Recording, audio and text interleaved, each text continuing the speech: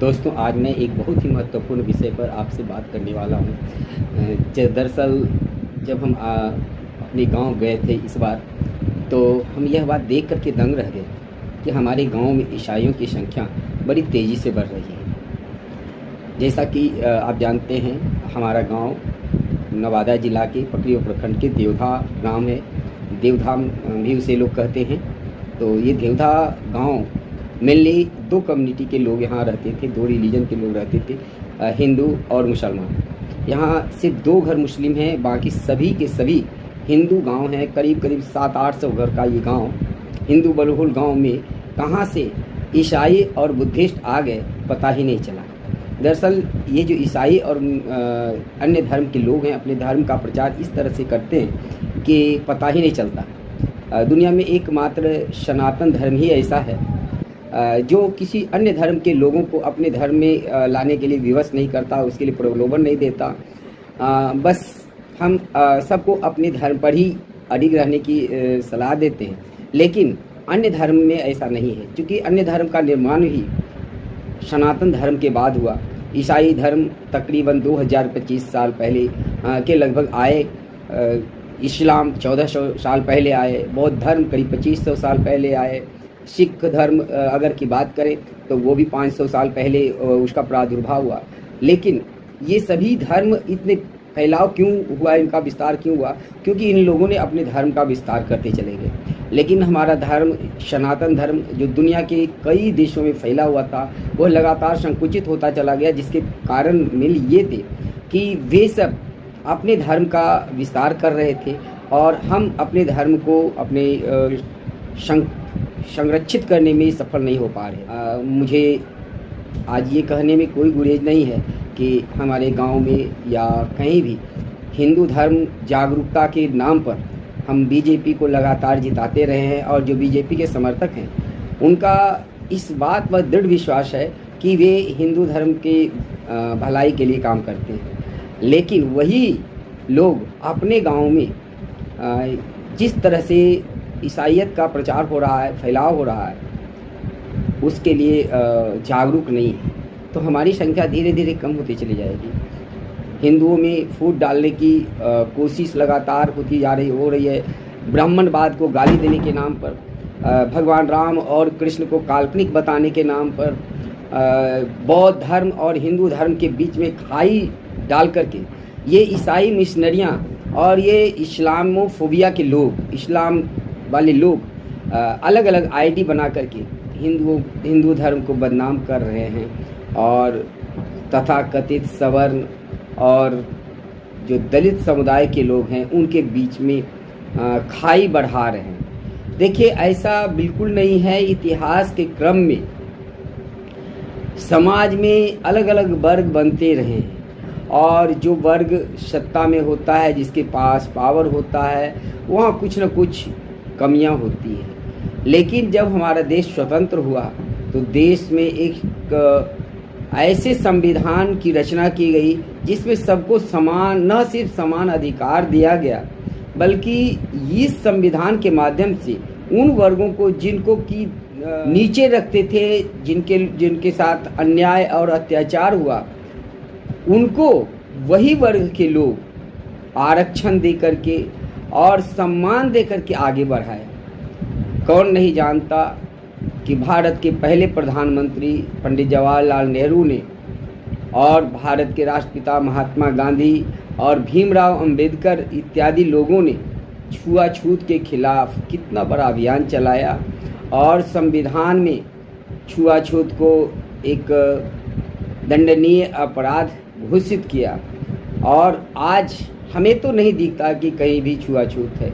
आप कहीं भी बाज़ार चले जाएं, कोई गोलगप्पा के ठेले पर खाना खाने की बात है, कोई नहीं पूछता कि वो गोलगप्पा बेचने वाला किस जाति का है। तो छुआछूत कोई भी मंदिर, मस्जिद, कहीं पर भी शायद मस्जिद में जाने पर किसी को रोक हो, लेकिन हिंदू मंदिर में जाने पर अब कोई रोक नहीं है।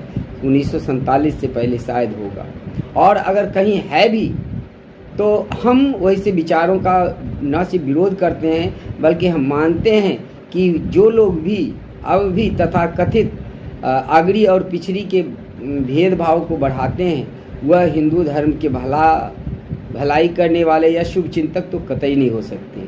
उनका विरोध होना चाहिए। और ये जो ब्राह्मणवादी विचार कह करके हिंदू धर्म को सिर्फ तोड़ने के लिए ब्राह्मणवादी विचार को प्रसारित किया जा रहा है। कौन नहीं जानता कि स्वामी दयानंद सरस्वती भी एक ब्राह्मण ही थे। कौन नहीं जानता कि ब्राह्मणों का इतिहास कभी भी ऐसा नहीं रहा जो कि राज करने वाला हो। वयम राष्ट्रे जागृयाम पुरोहिता, हम राष्ट्र को जागृत करने वाले पुरोहित हैं। सर्वे भवन्तु सुखिनः सर्वे सन्तु निरामयाः सर्वभद्राणि पश्यन्तु माँ कश्चित् दुर्भाग् भवेत्। जिस ब्राह्मण ने इस तरह के संदेश दिए हों कि सभी सुखी हों, सभी निरोग हों और किसी को किसी भी प्रकार दुख न हो, ऐसी विचार रखने वाले लोग भला भेदभाव कैसे फैलाने वाले हो सकते हैं। जिन्होंने वसुधैव कुटुंबकम का आह्वान करने वाले लोग हैं, जो अपने हर मंदिर के उद्घोष में कहते हैं कि प्राणियों में सद्भावना हो, विश्व का कल्याण हो, ऐसे लोग भला कैसे किसी भी व्यक्ति के खिलाफ हो सकते हैं। और अगर कोई है तो निश्चय रूप से वो सनातनी नहीं है, वो ब्राह्मण नहीं है। ब्राह्मण कभी भी किसी के खिलाफ नहीं होता।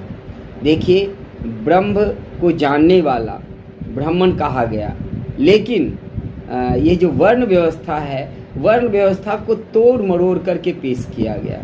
खैर, जो भी हो, मैं हाथ जोड़ करके तमाम अपने गांव वासियों से और तमाम लोगों से ये निवेदन करता हूँ कि इस तरह के जो षड्यंत्र विभिन्न ईसाई मिशनरियों और मुसलमानों के द्वारा, खास करके मैं तो मुसलमान से ज़्यादा गुनाहगार ईसाई मिशनरियों को समझता हूँ, क्योंकि ये चुपचाप अपने धर्म का प्रचार करते हैं।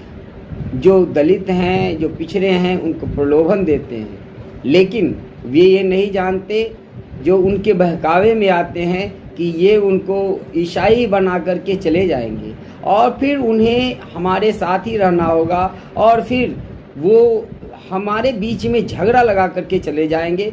हम एक साथ रहने वाले आपस में लड़ते मरते रहेंगे। इसलिए हमें ऐसे लोगों का बहिष्कार करना चाहिए। हम उनके बच्चे पूछेंगे कि उनके पूर्वज कौन थे, तो क्या जवाब देंगे। देखिए, हम अपने से तथाकथित जो निचले लोग हैं उनको गले लगाएं, उनको अपना बनाएं, उनके सुख दुख दर्द को साझा करें। अपने जो फेस्टिवल है, जो हमारे दुर्गा पूजा या अन्य फेस्टिवल है, उनमें एक साथ लाने का प्रयास होना चाहिए। जब हम होली मनाते हैं तो जितने भी समुदाय के लोग हैं, उन सभी समुदाय के लोगों को मिला करके होली मिलन समारोह मनाया जाना चाहिए। इसी तरह से किसी भी हमारे यहाँ दशहरा होता है, नाटक होता है, तो मैं तो सुझाव दूंगा कि सभी समुदाय के लोगों को उसमें ससम्मान शामिल किया जाए और उनसे बातचीत करनी चाहिए। हमें जा कर के मैंने बातचीत किया, मैंने समझाने की कोशिश किया और मैं दोबारा ऐसा कोशिश करूंगा जब मैं गांव जाऊंगा कि वे लोग इस तरह के बहकावे में ना आए। हमारे सनातन धर्म में अगर कुछ कमियां हैं तो उसको हम सुधारने के लिए तैयार हैं और हम उनके सुख दुख में सदा साथ रहने वाले हैं। देखिए, पड़ोस के लोग, गांव के लोग ही गांव के साथी हो सकते हैं। जो 7 समंदर पार से आकर के या दूर से आकर के आपको बहकावे में बहका रहे हैं, वो कभी आपका साथ नहीं देगा।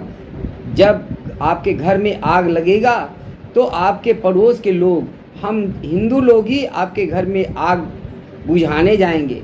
आपके घर में जो सुख दुख साझा करने वाले हम लोग ही हैं। इसलिए हम किसी के बहकावे में ना आए और फिर अपने सनातन धर्म, जो महान सनातन धर्म है, जो बहुत पुरानी सिंधु घाटी की सभ्यता से ही जिसकी पहचान है, सिंधु घाटी की सभ्यता में भगवान पशुपति नाथ का मूर्ति मिला है, जो साबित करता है कि उस समय भी आग और अनार के झगड़े की जो काल्पनिक कहानियाँ गढ़ी गई है, उसको मुँह चिढ़ाता हुआ प्रतीत होता है। हम किसी दिन इतिहास के उस कालखंड पर भी विचार करेंगे जिसे आर्य और अनार्य के रूप में प्रस्तुत किया जाता है हिंदू धर्म को कमज़ोर करने के लिए।